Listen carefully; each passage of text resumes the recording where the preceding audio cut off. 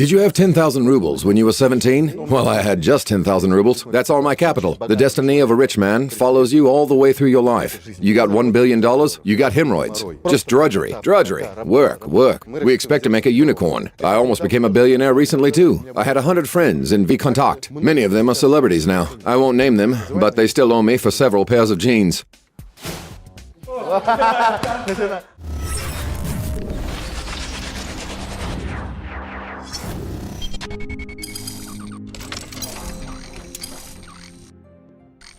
Greetings, my friends. My name is Stanislav Sannikov. Today I have my good friend and fellow Yaroslav Gordeev as a guest on our friendly interview. Yaroslav, welcome. It's a pleasure to welcome you. They don't call me. I come by myself. Yes, you could say that. Yes, I really want my audience to get to know you. And I want more people to learn about you. Because you're a prominent, unusual entrepreneur. And you're going to make Russia proud, I guess. So, Yaroslav, I want you to tell us a little bit about yourself, to find out about you, so that our viewers can get to know you. And the first question I'd like to pose to you today is, how did you start in life? Who is Yaroslav Gordeev as a person? A couple of words about where you were born.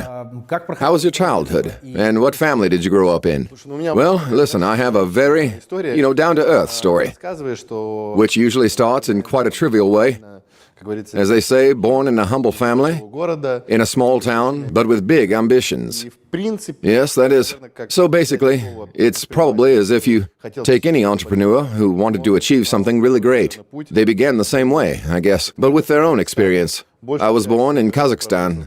Most of the time, I lived in Tambov, 400 kilometers from Moscow. It is not a promising, but very interesting place. And at a certain point, I just realized I wanted something more. And I came, as probably many Moscow residents, not Moscow residents, but who have become Moscow residents, infiltrators. Yes, infiltrators. I'm one of them. When I was infiltrating, I gained a lot of experience, tried to find myself, tried to find my job, my vocation, gained interesting experience. So I achieved something. Yes, absolutely. Yaroslav, you said you read a lot. 3 favorite books. Good to Great. I love it. Jim Collins. Then Blue Ocean Strategy. It was a new world for me. There's a Chinese unpronounceable author. Yes, but I honestly don't remember the author. Just the title stuck in my head. And probably the classic, Atlas Shrugged. Yeah. What's got you hooked on Ayn Rand?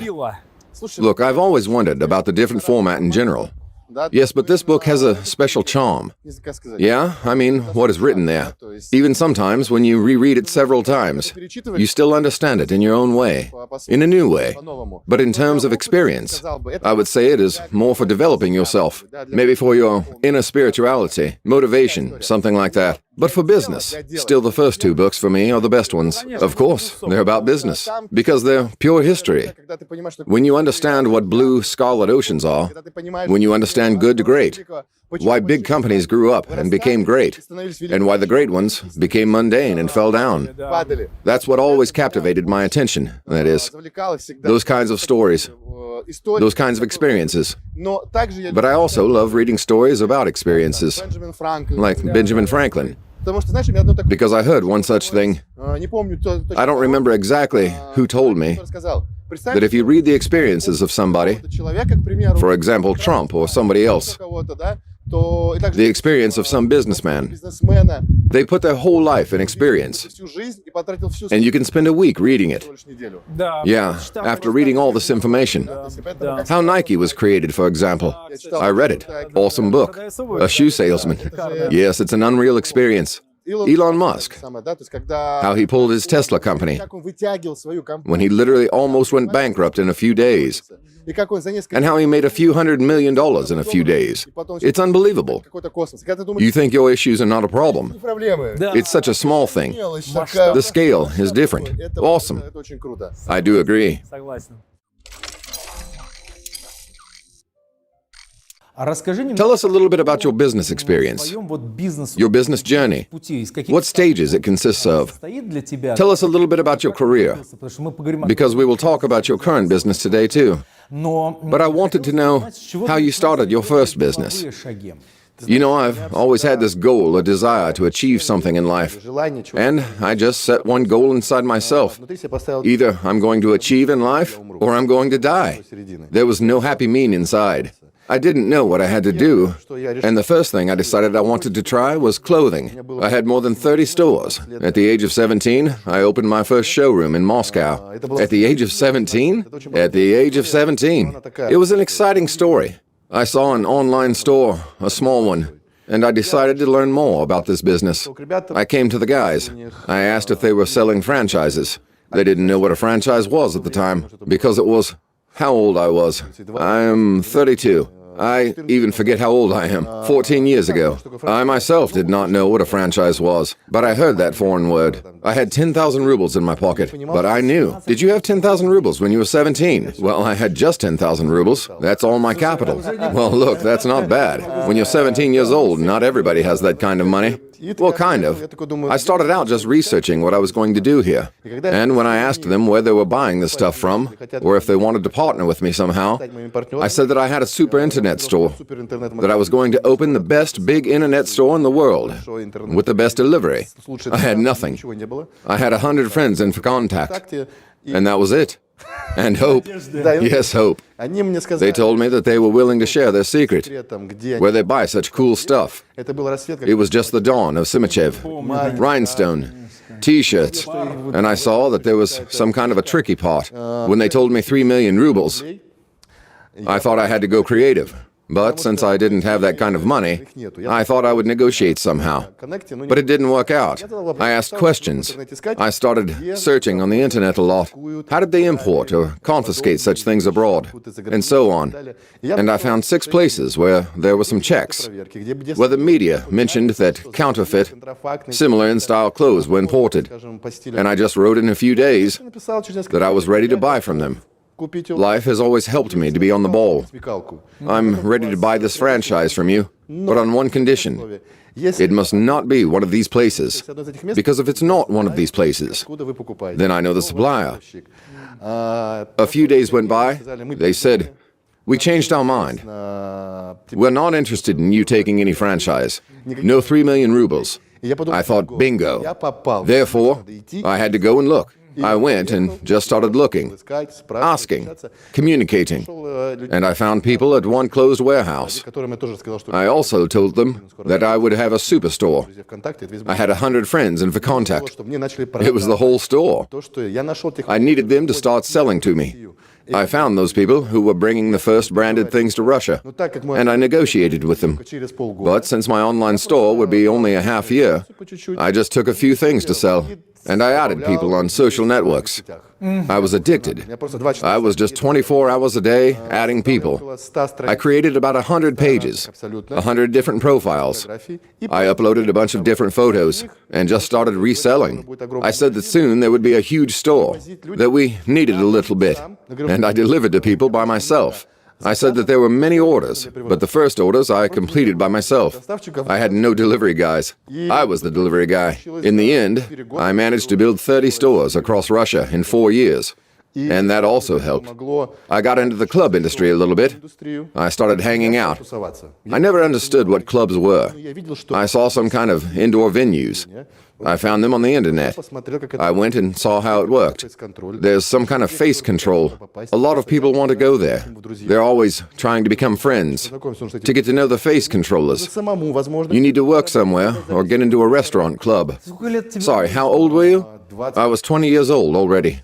When I was 20, we started our first restaurant. It was kind of a bar.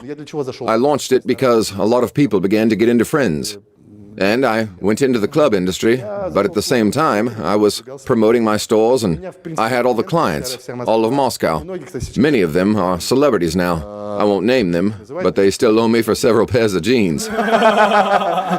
Because they weren't stars back then, some kind of singers. And I started hanging out there. Nobody knew me. Everybody thought I was a posh kid.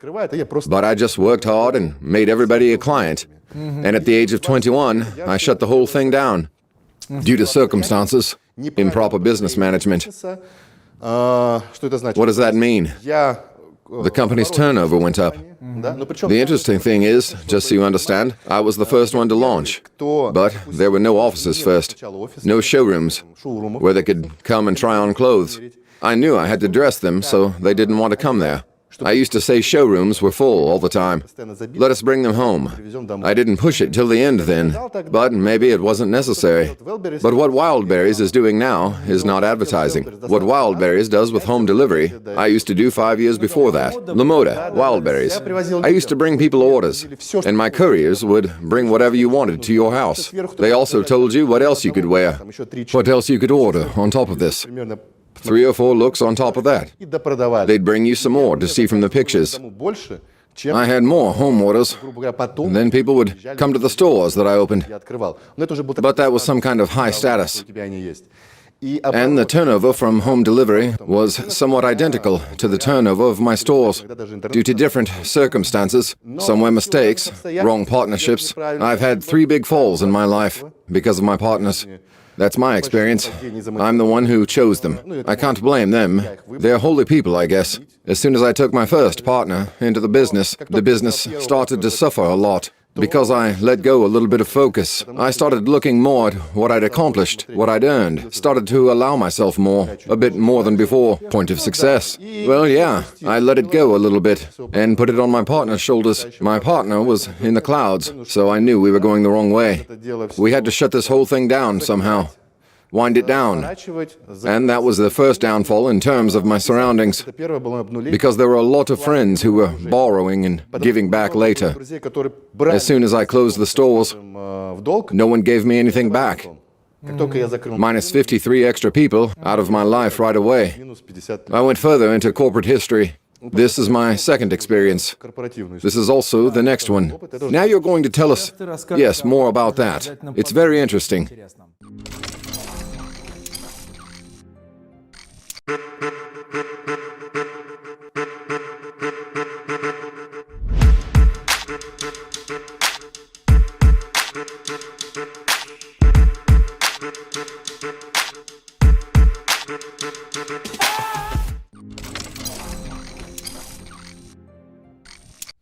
Yaroslav, continuing your business history and the history of your formation. So, a clothing store, even an online clothing business, which you set up back in the 2000s. Then you have a club, bar, restaurant, partying history. What came next? Everything is trivial and simple, but I wanted to achieve something more. And to achieve something big, you need to gain experience. I closed my business due to various circumstances, and I went to look for a job in sales. I saw the movie Boiler Room and saw how they sell. It motivated me, and the only thing for me at that point, I had no idea about stocks, just discounts in stores. I didn't know what Apple was. I didn't know what Google was. And accordingly, I went to a job. For the first time in my life, I wrote a CV. In my CV, I graduated almost from Harvard to be haunted by all the best companies. No sales without dressing it up. It's like that. Yeah, you didn't know anything about stocks, did you? I wrote such a CV that they would have taken me to Goldman Sachs. But I had to make a name for myself. I was invited by Sberbank, BCS, United Traders, and one company, a Spanish-Mexican holding company. It was then called Libertad. I did not perceive the latter option at all. I did not perceive them as foreigners at all, and did not think I would go to work there. After some very interesting interviews, I came to the last one. I already wanted to finish this story, and strangely enough, I ended up at the exact company where I got the international experience. But I had, I saw a big difference between the executives in our business. in the Russian business. By no means do I want to say bad things about these companies. At that time, I met a person in one of the companies who I understood that they don't need a motivated person who wants to get results and is ready to move up the career ladder very fast. They want servants. They want heads. They want bending men. I came in motivated. I said, I don't need a big salary. I need a good percentage. I'm ready to work hard. But I saw the feedback that it's not necessary here. And when I did my last interview with the guys from Spain and Mexico, they said that knowledge is good. We realized that you're a professional at what you do, but not in this business. Come tomorrow, prove yourself. You'll learn the rest. I saw when I found out that the owners of the company were talking to me. That is not the executives I had met before. Employees. They showed me with their communication that they are all bosses, and I am nobody. I realized that I wouldn't work out. I'm not one to bend over. I only go to the top, not the bottom. I just saw some friendly guys, and these guys turned out to be the owners of a big holding who brought me coffee, who shook my hand. They left, and then the interpreter said they were the owners of the company, and I realized I want to be there. I want to understand how it works. I want to be on that team. What were you selling? Selling brokerage, financial markets, futures, bonds, working with full insurance, with the US market. But I got a little screwed up. I thought I would come after my business. I would be sitting like a king. Investors would bring money to me. Everything would be invested. The market would grow. I would get percent of the profit. And I would be a happy man. I would be the wolf of Wall Street. But it turned out to be mundane. I came in and I was told that to learn in investing, you have to learn how to sell. And to sell, you have to call yourself. And they gave me... There's the internet, no bases, nothing. You pick the top 300 companies, and you try to reach the executive, and you figure out on the fly how to offer brokerage services to the owner of the company through the secretary. And I had this withdrawal. I had to call somebody. Before, 30 stores. I had people working for me, and then I had to call you or somebody else somehow, not even directly. It was interesting. Because you had to make 100 calls a day. I was making 300.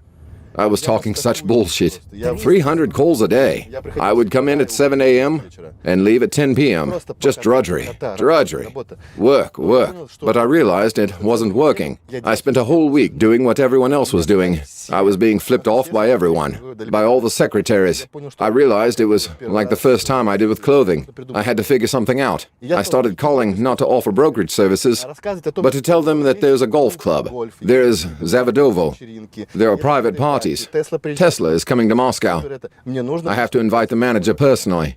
And when people hear that they're executives, or when the secretaries didn't want to lose the payroll, or get fired if their manager didn't get a personal invitation from Elon Musk or someone else, then they gave me direct numbers, and we discussed with them further brokerage services.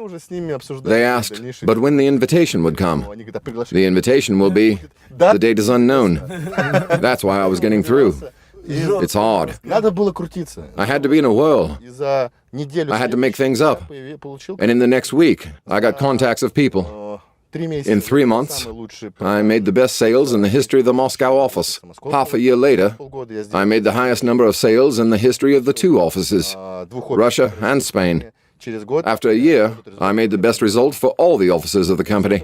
After that, I became a deputy manager, then a manager. My last goal was flying to Dubai and Mexico. I was training those who were training me, those who were working above me. I outgrew them. I'm the first person in the history of the company who went from just a manager to managing partner. There was no higher stage, so it was the last one, the highest stage, career stage. I quit this company. Why did you quit? And how much time did you spend there? 4 years. I completely exhausted myself as a professional there. That is, I learned everything. Financially, I reached the maximum result. But this result, the most interesting thing, it was not higher than when I had my own business. That is, I was making more money in the business with clothes at 17, 18, 19, 20 years old than I was working for a big international company. It was disturbing me a little because I was making 200,000 to 300,000 in net profits that I could spend. And here, I was making at most 80,000 to 100,000 a month. You made a month. Good fortune. It's good money, but it's when you were 18, 19 years old, making money in a while. It wasn't always there. And then you're working, and you realize that to get even more results, for example, you have to, I don't know what you have to do. If I had stayed there another 5 years, maybe I would have earned it. But I want to move on. Very easily. If I realize that I've reached some kind of limit, then I need to move on.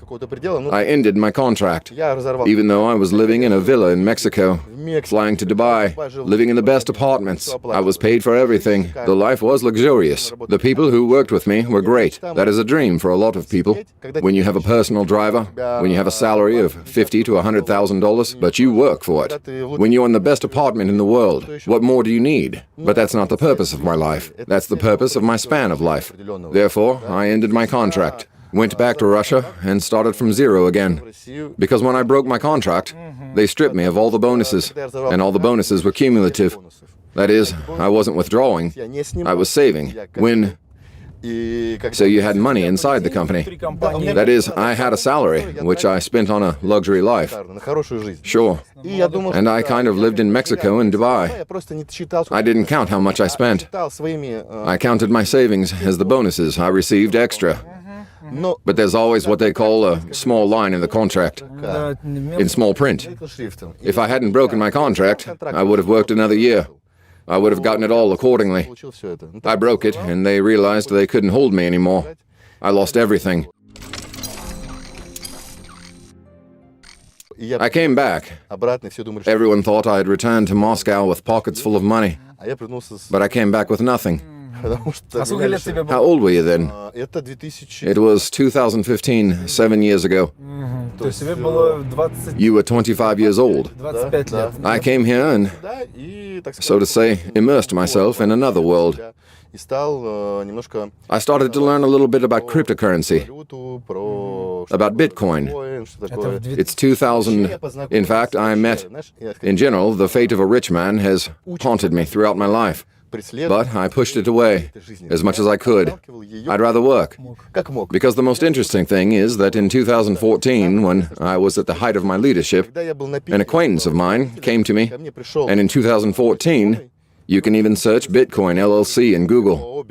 It was opened in 2014. It's still open.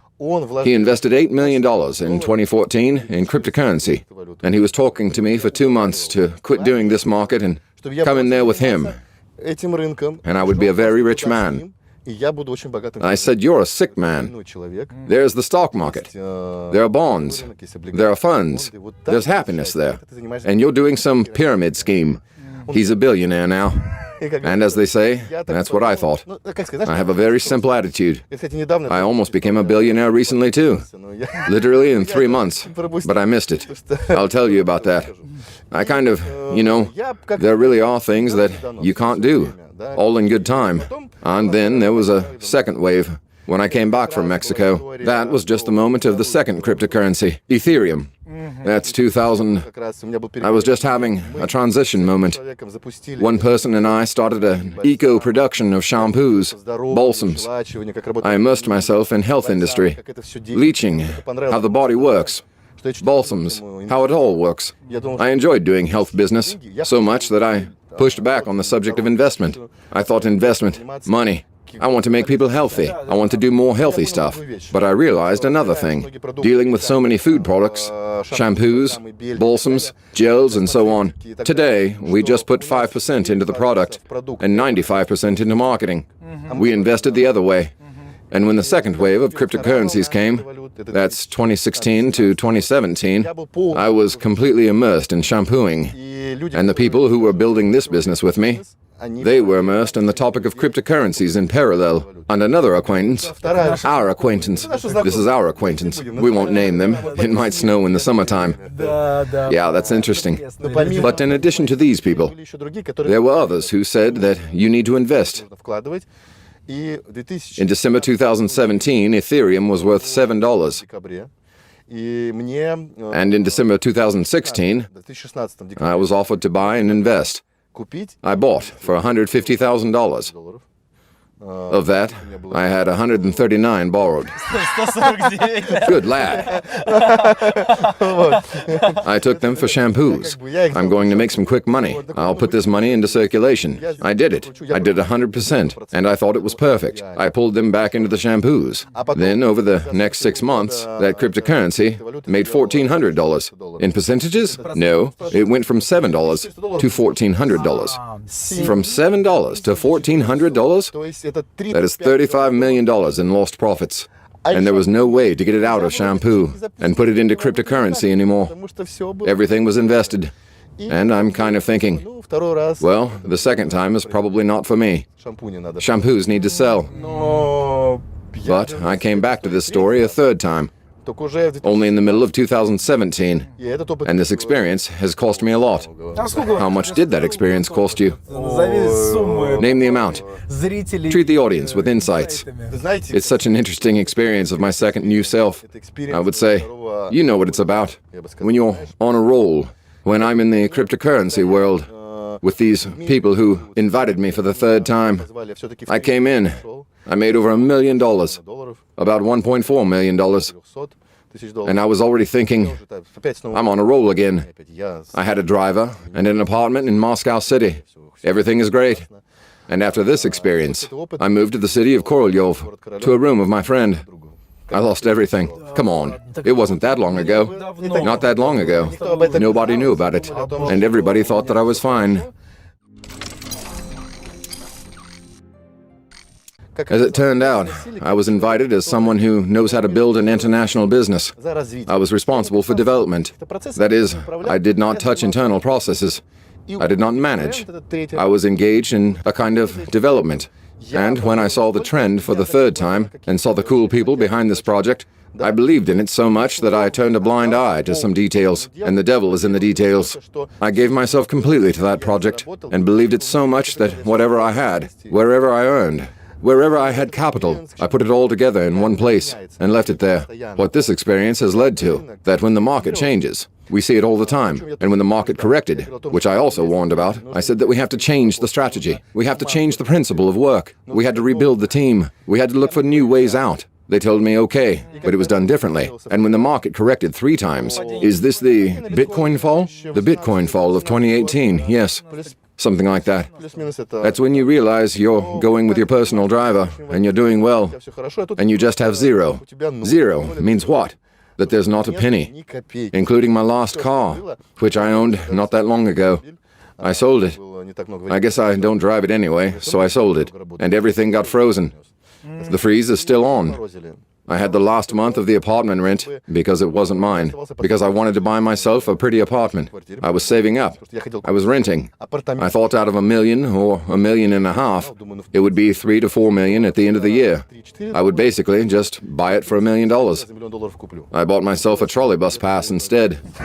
To the city of Korolyov. To the city of Korolyov. Thanks to my friend, to whom I am immensely grateful. He, of course, was very surprised. He said that once every 5 years I come to see him, because the business is closed. I spent the night at his place. Well, it's good to have such a friend who will accept you in any condition. Everyone thought I was on a roll, but I was in fact. I remember that I was walking along the embankment where we are now passing, and I was a little devastated. I was half drunk. I didn't understand. When there's just nothing, when you have a lot of responsibility and so on, I wondered what to do. There's an easy way. Get drunk, look for myself in something else. I just realized that I had to find motivation for myself. The first thing I started with was a great experience. I started looking for motivation, not in a video or anything else, but in myself. I started taking little steps every day that I was proud of myself. I started being proud of myself that I could do it. What did I start doing? First of all, I started getting up at 6:30 in the morning. Every day I forced myself. I hated it. Before, if they gave me $10,000 and told me you're going to get up, no, you people are sick. I started getting up right. I started making a daily routine. What time to go to bed? What time to get up? I read a lot. I've read 132 books since then. Audio, text, that is, real books. That is, it was a constant process. Sorry for interrupting. Do you know how many books an average Russian reads a year? 1? Yes. I even oversaturated my brain. So I'm reading a little less now because I've been reading too much and listening to audio. But I started getting up. Second, I started reading books. Third, I started running. I hated running. I loved sports, but I hated running. I remember my first emotion when I ran into the woods in the winter at 5 in the morning, and I didn't know if there were dogs or wolves running out at me. It was scary. You're half in the snow, half dirty. Everything is dark. Everything is dark. It's really scary. You run out of the woods. You're happy. I didn't feel that emotion when I had money, that I could do it. I was proud of myself every day. I beat myself a little bit at a time. Little by little, I was conquering all my laziness, all my deficiencies, spiritually, physically, that I wouldn't have accepted before. I remember the last time I had an emotional outburst like that. I was watching the movie Rocky Balboa, when he runs up to the pedestal and screams. There's a pedestal and a stele in the Pobedi Park that is dedicated to the victory in the Great Patriotic War. I came to the hotel I'd rented. I didn't have much money. I rented a cheap hotel in the center of Moscow. I ran at 5 a.m. and I ran up to the pedestal. And at 6:30 in the morning, I was shouting on the pedestal in the Pobedi Park that I was great. There was a couple of homeless people looking at me, really weird. Weird dude runs up to the pedestal and yells. I was so turned on by it, and I get it. I move on. I'm starting to look within myself again. It opened the door to the world of a new self, a fully conscious self. That's very important. Mindfulness. When you accept everything as it is, everything that happens can't be changed. Everything that is in the past has happened. It's not going to change. Everything that is with you now, that's the way it has to be. You can only change your head, your thoughts, your future. And so, the future and this idea, this fanaticism, I realized that you have to be fanatical about what you're doing. You have to be a little crazy. I started looking for options, ideas. What should change the world? I have to change this world. I have to change people. The whole experience I was gaining, I bought it. You're always selling and buying. We're salesmen. We're not actors in life. We're all actors, so they say. No. We are buyers and sellers, and I bought. Either I sell it for cheap, if I don't use it anyway, or all the experience I got, I'll sell it as expensive if I do something. Yes, friends, I want to draw your attention to the fact that Yaroslav was just telling his story, and it reminded me of mine, when I was also moving from a luxury 2-story apartment in the city center, in an expensive clubhouse, to just such an ugly Khrushchev-era apartment, because just from a man who was making $1 million a year, I was left bankrupt. Yaroslav, as I understand it, has not yet had all the moments related with bankruptcy, when there's literally zero, and there's still just a severe minus. The inability to pay obligations, and the things that Yaroslav gave you as a tool when he was dragging himself out of the swamp, like Baron Munchausen, by the scruff of his neck. I've used a lot of that too, but apart from running. So friends, be sure to take advantage of these recommendations, and remember that you can get out of any situation. Always keep your hands up. Go all the way. Yaroslav, what happened next? What happened next? It so happened in life that I met a lot of good and not so good people. Then I got this idea about how the world sees the situation that's going on right now, the development of technology, how to make a way to bring human beings and technology together and combine it all with blockchain. I studied a lot of statistics. I analyzed a lot, and I realized that in the near future, we will see a situation where over 100 professionals will be replaced by one software specialist. I had an idea, which a lot of people laughed at. A lot of people said it was impossible. I looked for the best people I knew in blockchain and IT. I went to everyone, and since I had friendships with him, I looked for people I knew on forums. I say, I want to create this. I don't have a lot of money right now. I have an opportunity to realize it, to find international experience, to raise money here. I want you to be on my team. And it's not because there's a lot of money. It's because I want you to know that this is going to be something great. I didn't know what it would be. I couldn't give specifics yet, but I believed that something would change. Something would come that would change this world. And this idea came. It was this idea that took 2 years of tests. And there were people. In the beginning, it was volunteers. Then we raised international capital. This was an opportunity to make good money. There was a wave of cryptocurrencies again. We managed to get a very big rise. We simply began to invest our own money that we had already earned into a product that is now distributed around the world. Yes, we'll talk more about it now.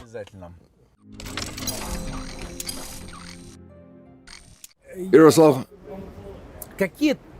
what are the 3 most important conclusions you drew for yourself from your failures and defeats? What are the 3 lessons you learned? First, always listen to your intuition. Always. If you listen to your voice, the very first one is that opinion you have is the right one. The second thing is to appreciate the people who are loyal, who are with you in the worst of times. They are the best. And the third is to work hard, to work on yourself, work at everything, spirituality over the body, over the mind. There's a lot more, but that's the main one. As I see, you're seriously involved in sports right now. You're always in athletic mode, as far as I can see. I basically always was so. I have rare occasions when I'm out of sports mode, but now this sports mode is more conscious, without fanaticism. I just can't do it any other way. What sport do you do, or have you ever done?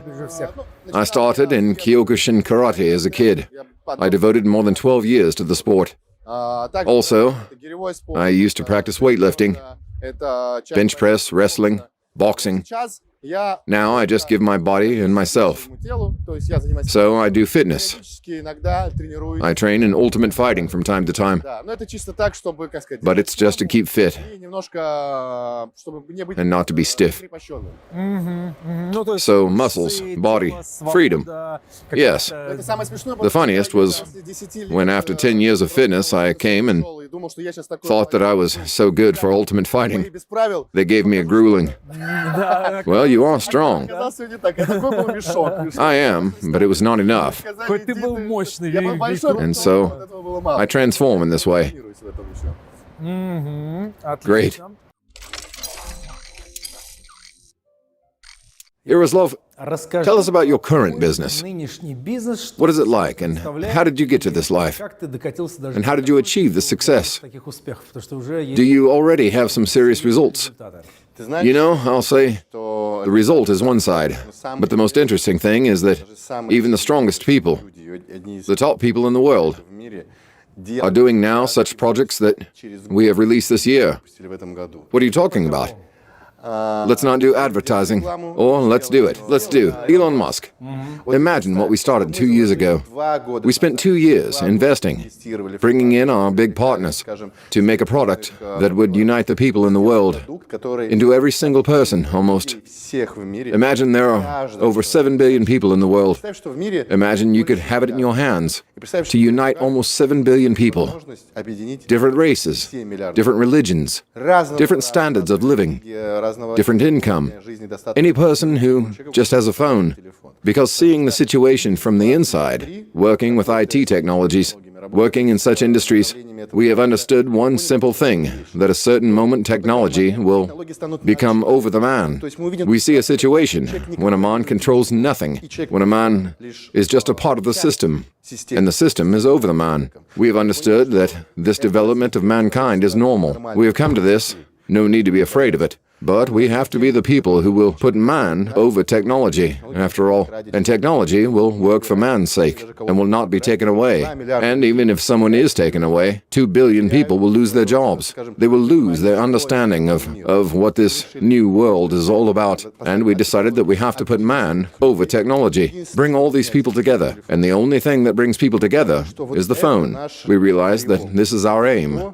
This is what would create the opportunity for anyone in the world to use technology for the sake of people. That's a lot more to commit to. But what we're launching now, and what we started doing 2 years ago, Elon Musk and a number of other big people in this world started working on the same technology to launch a year or 2 years from now. What does that mean? We got so much in the trend. We got it so right that others are already trying to do the same thing. What is the name of the company? Phenom platform. It's a rather difficult question, yes. It's a question concerning... You've probably been asked or told or given feedback. Doesn't your system and what you do look like a pyramid scheme? Because the high investment profits, the high earning opportunities, what you offer in the marketplace, isn't it a pyramid scheme? You know, I'm not going to convince anybody. But we don't have high earnings. We have the potential for high earnings in technology, in development, yes. But if we were people of that order who were not in technology, look at the marketplace, where a lot of capital prevails. You launch a one-page site, you say there's 30% income a month. People run and bring their money. They don't want to think about technology, about humanity, about development, about some smartphones, just 30% a month. A website of 200,000 rubles and a talking head, and your business is done. And that's why we wouldn't have made it this far. We wouldn't have spent 2 years wasting our nerves, wasting our time to create products. And it's not one product, it's not one website, it's an ecosystem. So these are games. Now we're launching a whole system of games. We're going to launch more than 10 products in one market alone, and the first one will be in a month. It's banking, it's messenger, it's social networking, it's a browser, it's your own phone. You don't need to work that hard if you can just offer 30% income a month. People are bringing money in there. I'll tell you, those companies with those percentages have turnovers hundreds of times bigger than we do. Our task is not the turnover. Our task is to bring our technology into every home so that absolutely everyone has it. And potentially, people can earn a lot of interest, much more than those who invest in these incomprehensible companies. But when the company grows in stages, as it did, for example, with Bitcoin, you remember someone bought it for $3. Someone bought it for 30 cents. How much is it worth now? It's not even about the correction. Here's our story about the future and those who believe in it. And it has the potential to make good money, but not here and now. Right now, it could be making a little money. We're giving this product away for free.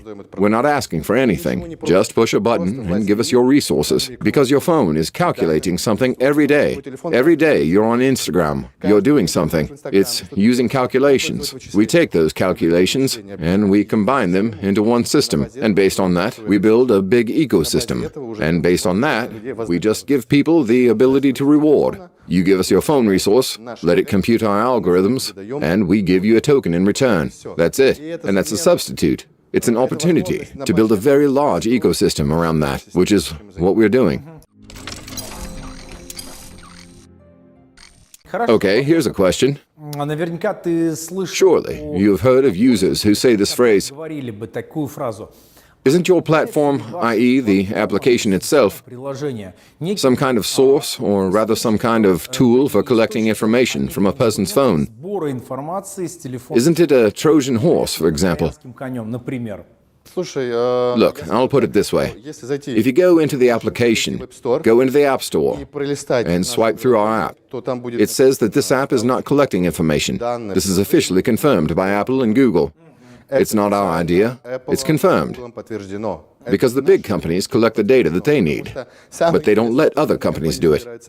And as soon as we collect some of the data that we need, our company gets blocked right away. Our task is not to collect your data. We're not interested in your data. We're interested in how much time you spend, what buttons you press, what products you use, and the calculations that your phone does, but only on our products. We're interested in the calculations, not in your ID. That's a little bit different. It's the computational processes. And the interesting thing is that, based on this system, we build the most secure products. What are the problems? Facebook. They stole data from 1.5 million users. users. Recent Clubhouse. They stole data from 500 million users. It's just that people's data got leaked. In our case, if we're booting into our system, you have to hack into every smartphone in the world at the same time. That's impossible. And that's the principle that we do. To hack our messenger, you have to hack all the smartphones in the world. That's impossible. We're about security, about computing, but not about data or any stories like that. It's a little bit different story. It's a little bit different wrapper. But of course, I will say that it's not an easy way to go, because people don't really want to figure it out. But it will have much more potential than any product that's out there in the world. I had an interesting person asking me a question today, and I'm addressing the question to you, because you and I agreed that I would ask any questions. Question: how much money did it cost to launch your ecosystem as it exists today? So I understand you have investors. You talk about that. This is an investment of personal earnings when the market was high. And we remember that since last year, the market was very interesting. We made very good money. I can say there are projects that gave 100,000% each. And we invested money raised from the investors, friends, big players. It's not money of people. Just so you understand, about 2 years we invested in the team, and we weren't tasked with selling an idea. We were tasked with giving away a product, and we didn't have any super budgets. But we were spending $200,000 to $250,000 a month to test our theory and make a profit out of it. Now we're spending about $300,000 a month to maintain it.